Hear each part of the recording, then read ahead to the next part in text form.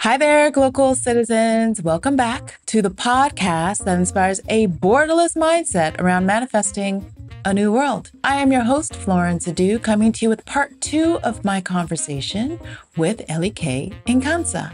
He is a multifaceted creative with a background in literature and art with a keen interest in fine detailing. He trained as an architect and is the designer for his fashion brand, Elike Clothing, which has become a household name and clothed many eminent personalities. He is currently costumier for 3-time Grammy-nominated artiste Rocky Dawuni. He was selected among 14 other garment manufacturers in Ghana to spearhead an effort in mass production under the AGOA, African Growth and Opportunities Act, through which his enterprise gained the requisite training to engage in mass production.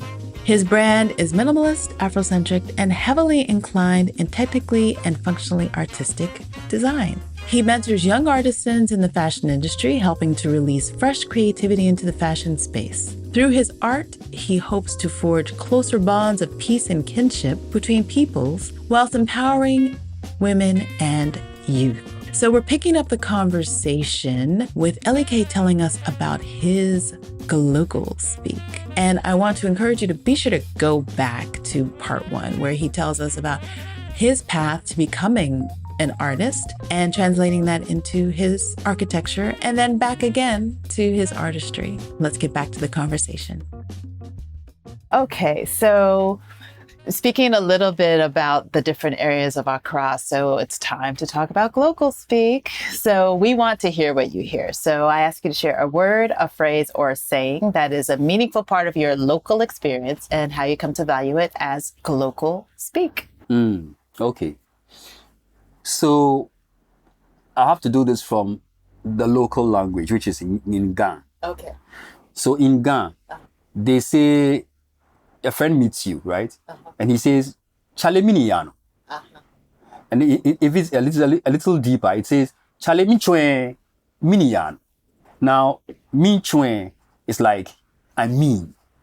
But it's a deep I mean, I mean what's happening kind of thing. What's happening? So it's a way to elicit out of you where you are at. What's your current position in life? What's the activity? And then they add onto it, mini or fear, which is, what are we doing? Okay? So the beginning starts off with, and Chale, of course, everybody is Chale, in our local language, so Chale, and then they add this.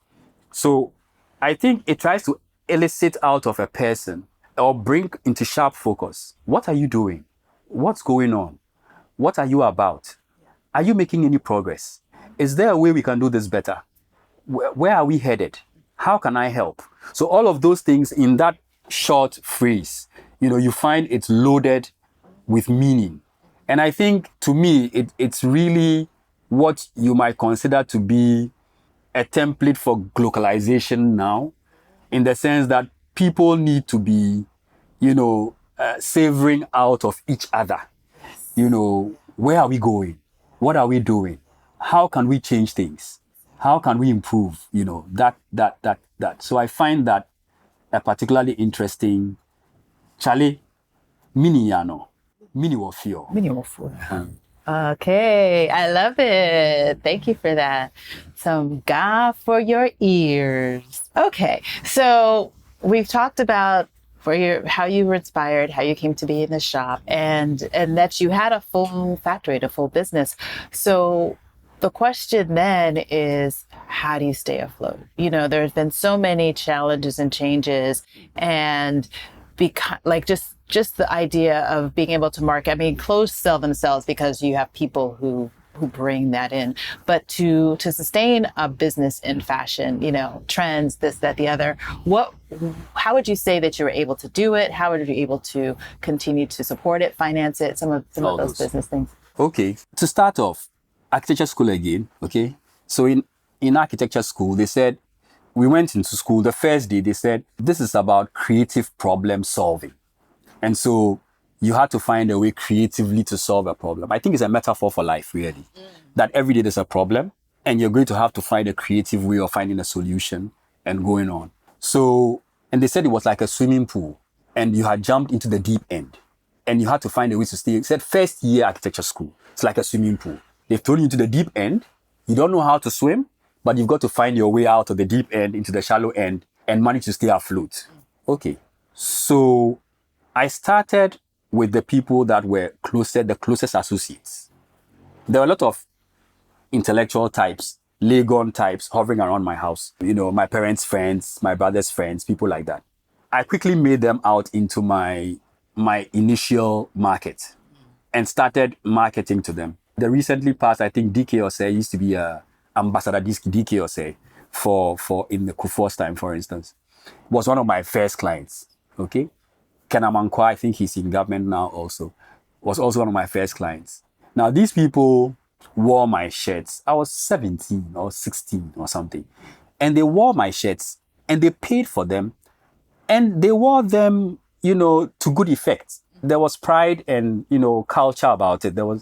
So it encouraged me and made me certain that this thing was doable. And I think it made my parents also have this little iffy thing like, hey, this thing, there might be some potential. So they were cautious. Well, do it properly. Yeah. So I got in, plowed back from school days, because by the time I was getting out of school, I had stopped taking pocket money from my father.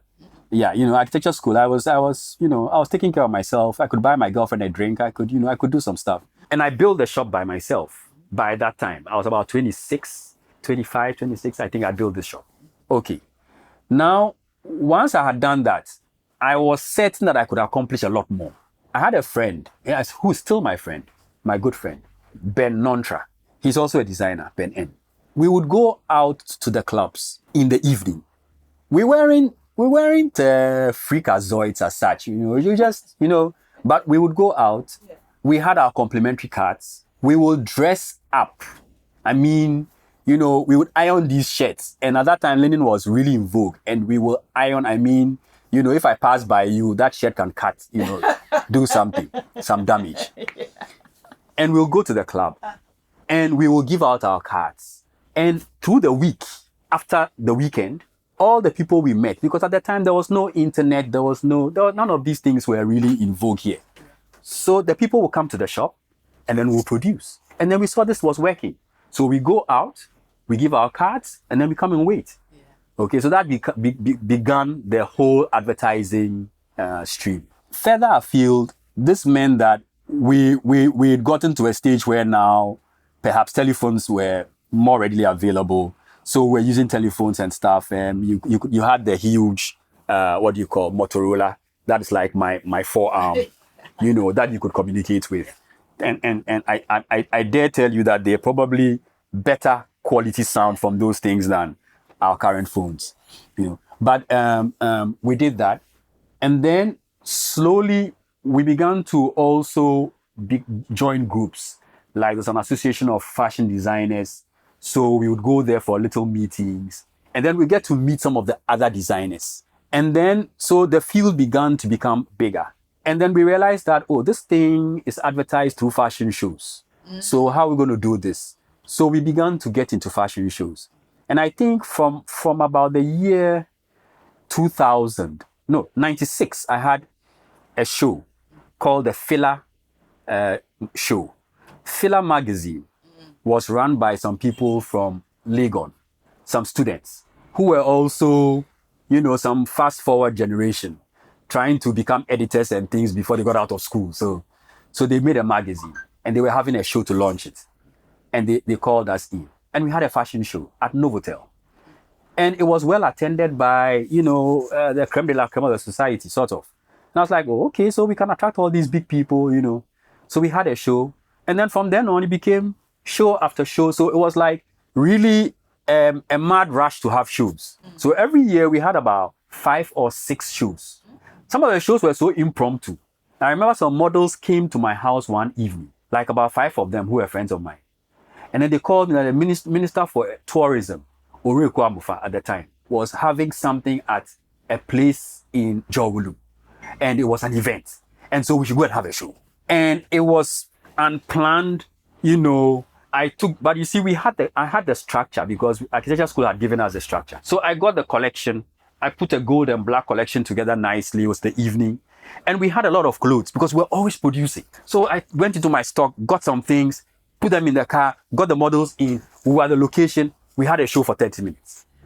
And it was, looking back, it was a reasonably good show because I had a military theme where the hats had like core elements, Nobody wants to talk about the Nazi Holocaust, the Nazi wars because of the pain and so on. But, the uniforms that people wore, Mussolini, everybody, dictators and good people alike, I picked out themes from these uniforms and thought that they could become chic. And so once you transform the uniform from its typical state and put some prints in there, change brass buttons to beads and a few other things, suddenly this thing became like chic. And then, young people are always looking for a little bit of a rebellion. They're looking for a change. And so I was able to bring these ideas in, put epaulets, make it sleeveless. So make it fun, but make it military. And it was funky. And we went for the shows and it was working. And so by the time my shop had been open for about 6 years, we had had a lot of shows. We were the lower tier of designers at the time. You see, there were people like Ricky Osei, who was called Sensei at the time, who's actually the father of Reggie Rockstone, the musician. He was, way ahead of his time. He was importing stuff from Korea, silks from Korea. He was making sneakers that you probably could rival with Nikes back then, like in the year 2000 or the year, thereabout. So we were under this tier, but we were quickly becoming prominent. We were quickly becoming visible, and we were attracting a bigger audience. And so it became about publicity, popularity, and then the craft itself. But then, thankfully, like I said, architecture school had put in the general idea of a concept. The fact that you had to create a concept and develop a line on a concept and make this concept visible and make it marketable and make it wearable and make it sustainable. So all of these things were, being fused into the lines. But business in Ghana is tough. It's a really tough terrain. I remember one time we got to a point where we really wanted to expand. We had several tailors. We had gotten some of them from the Ivory Coast. We had to go through travel costs and hotel accommodations and renting spaces for people, all kinds of things. So this was beginning to become not just a little thing in the garage. Now it was really a business.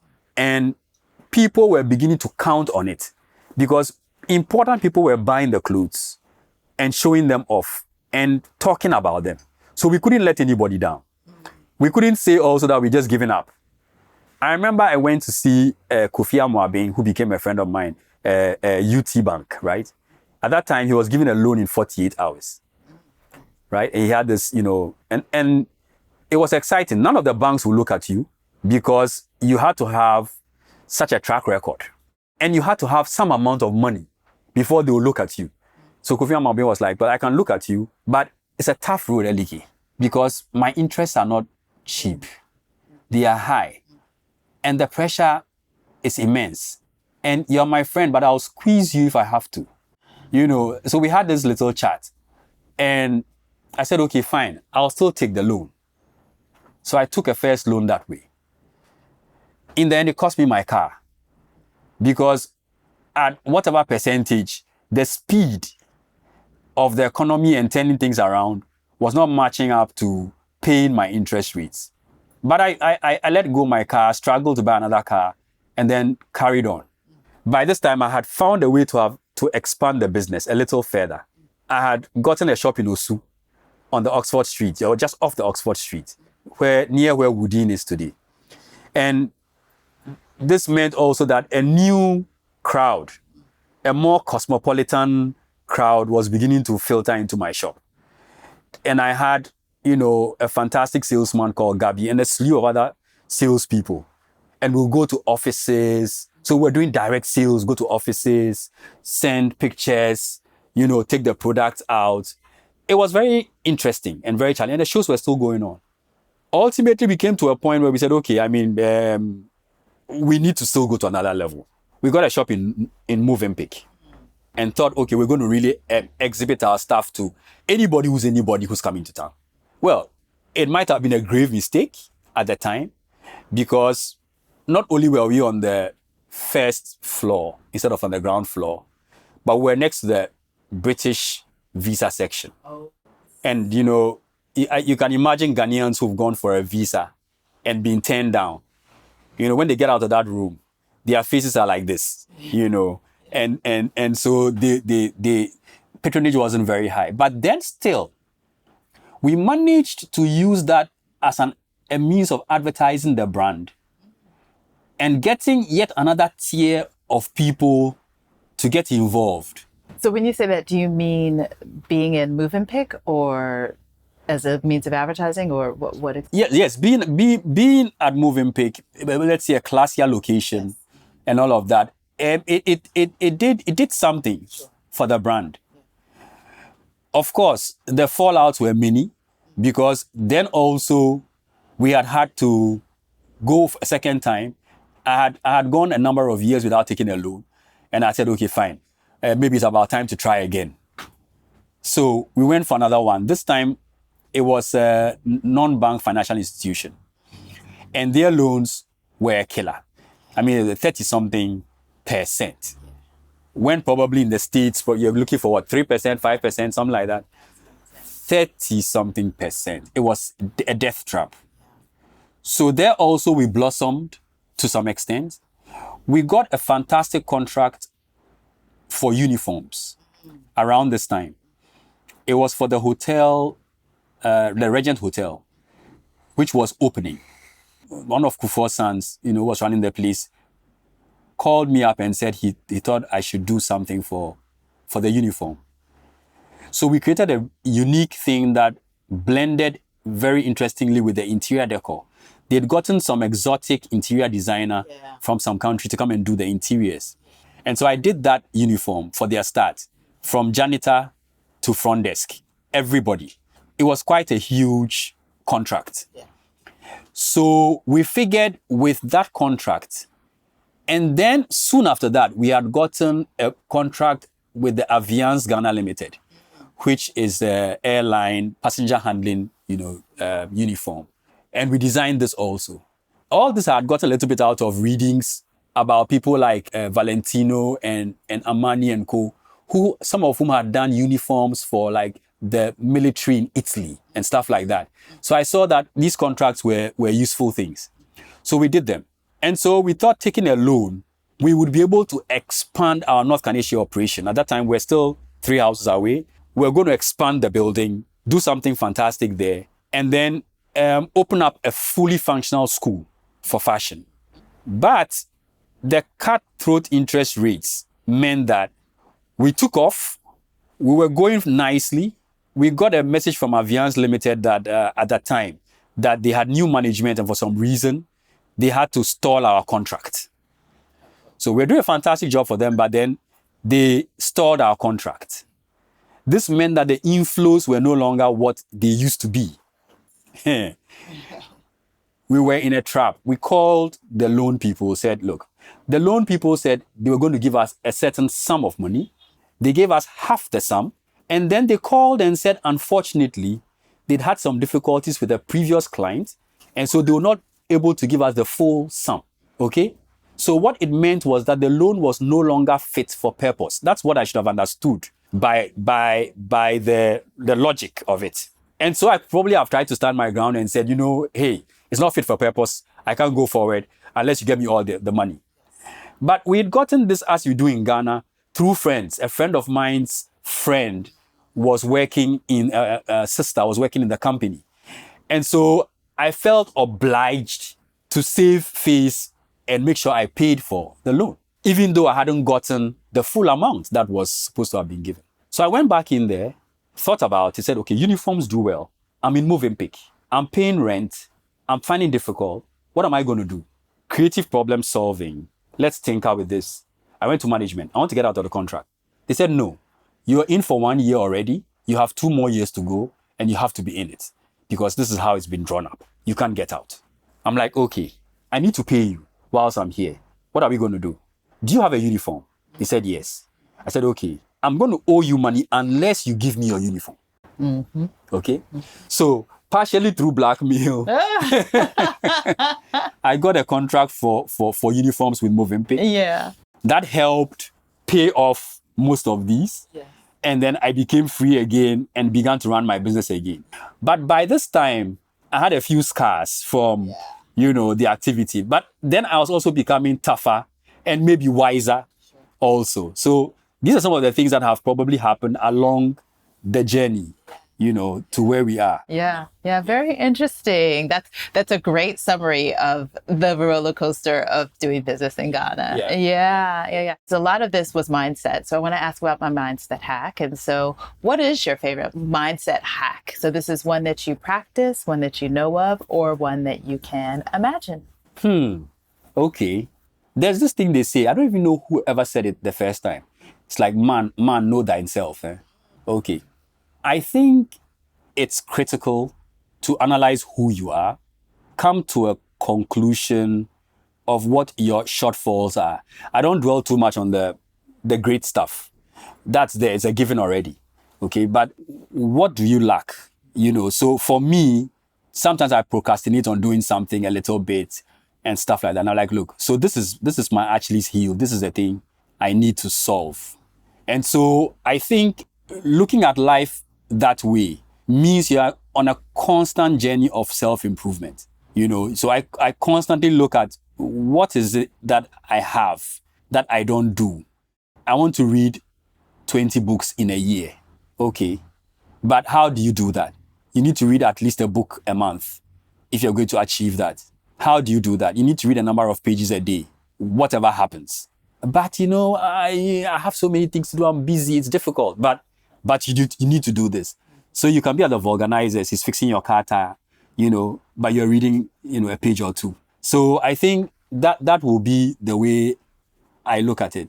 That you should know yourself, analyze your shortcomings, be your own worst critic, if it's possible, and sit on that aspect of yourself and refine it till you've come to a place where you can agree with yourself that I am much better, or where people can say also that you've become better.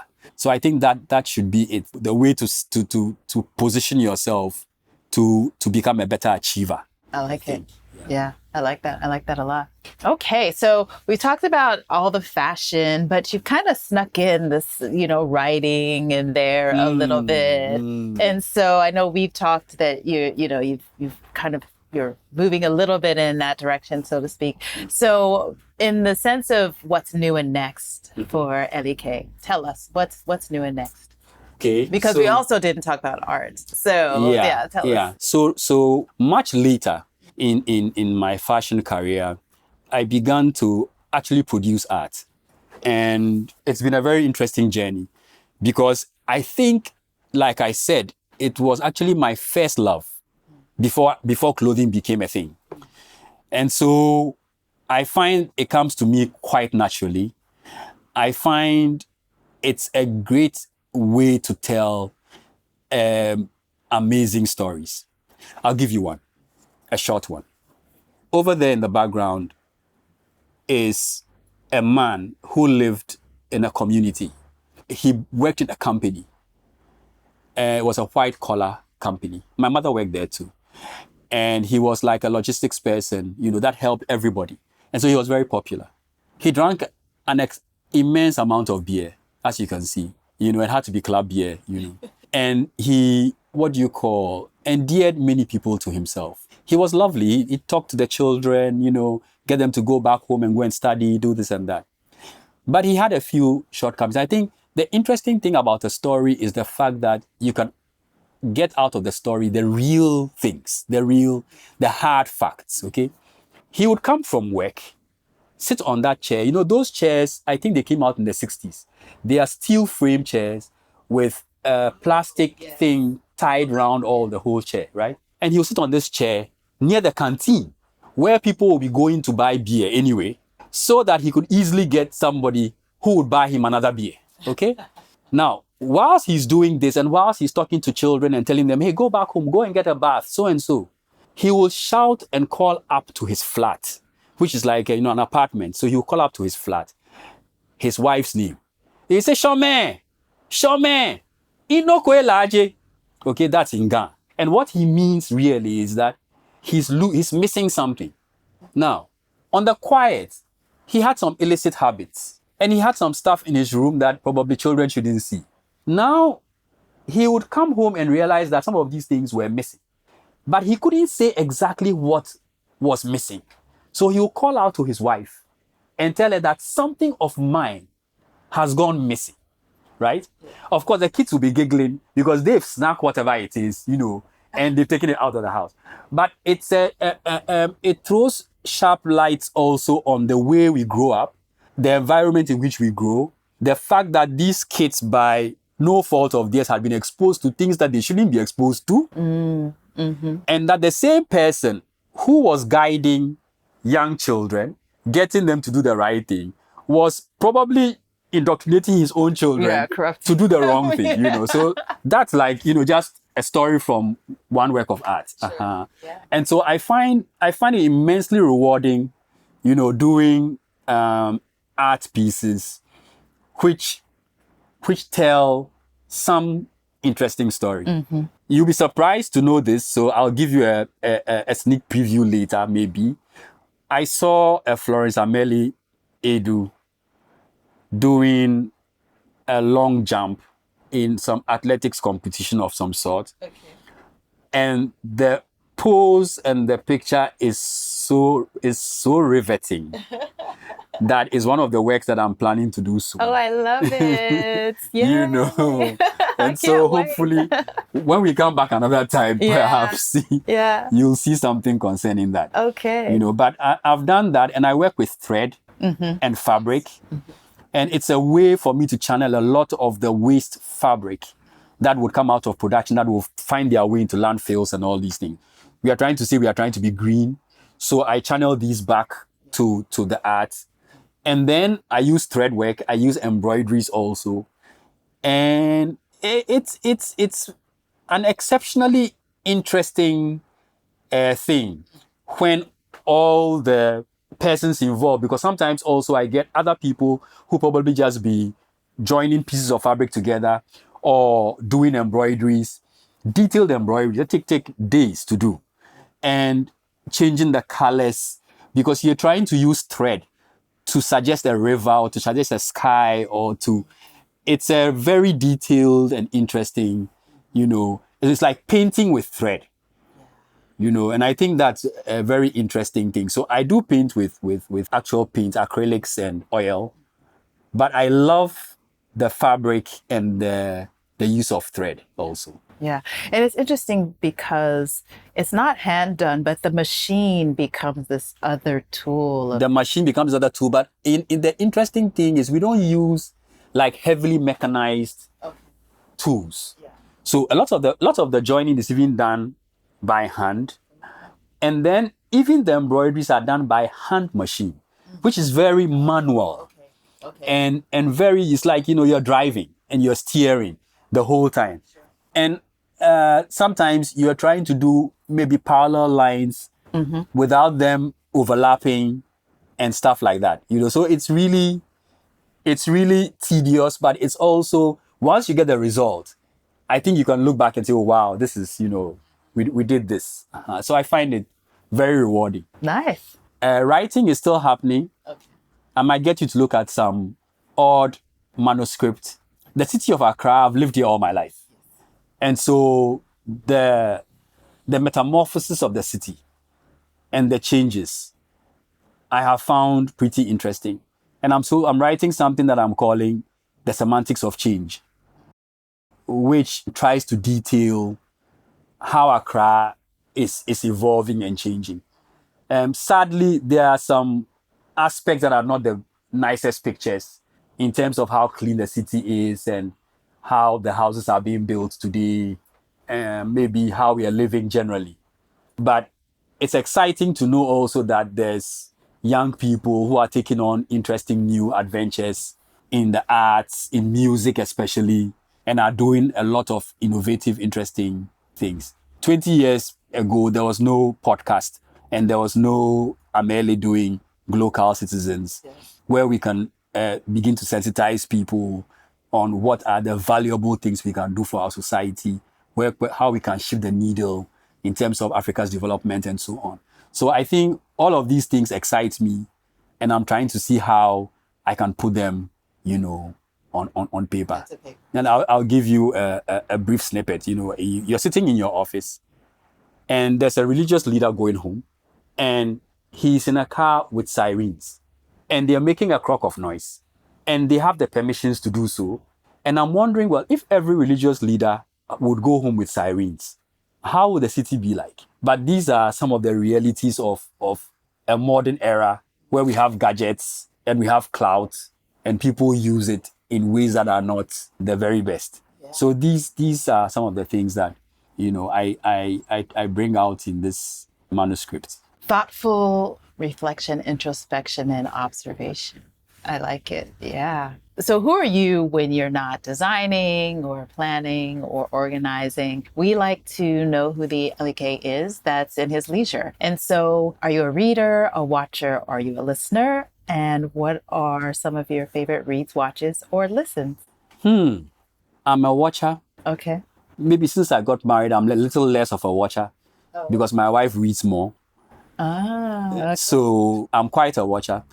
I loved watching Guess Who's Coming to Dinner. I think Poitier did a fantastic job of that. I love Kramer versus Kramer too. It tempted me to become a lawyer, which I never became. But I love reading. And recently I'm reading again War and Peace, which I find is the kind of story that is of epic proportions, yes, but the kind of story that is a story for all time. Even though it talks about a particular time and a particular era, you find that human beings, the way we are, the way we think, we don't really change that much. It's just the same people. Yeah.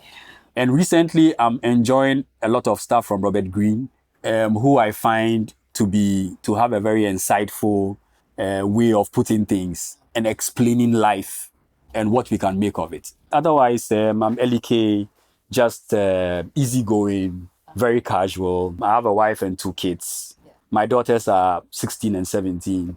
They drive everybody nuts, but they are wonderful, lovely children. Yeah. My wife is a fantastic person too. Sure.